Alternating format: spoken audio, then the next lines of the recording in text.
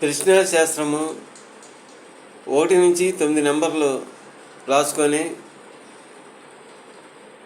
9 గడుల్లో 9 నెంబర్లు వేయవలను. కళ్ళు మూసుకొని ఒక నెంబరు తాకవలను. ఆ వచ్చినదే సమాధానం అవుతుంది. 1వ ప్రశ్నకి సమాధానం,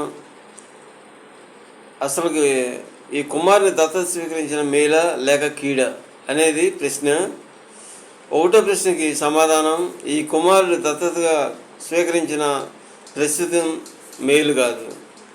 2వ ప్రశ్నకు సమాధానం, ఈ కుమారుని దత్తతగా స్వీకరించిన మేలు కలుగును. 2 మరియు 3 నెంబర్లకి ఇదే సమాధానం. 4వ నెంబర్కి సమాధానం, దత్తత స్వీకరించడానికి అనుకూలంగా లేదు.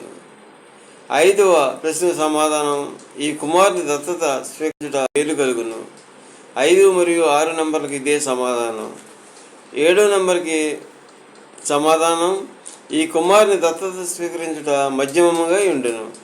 8వ ప్రశ్నకి సమాధానం, ఈ కుమారుని దత్తత స్వీకరించడం అనుకూలము కాదు.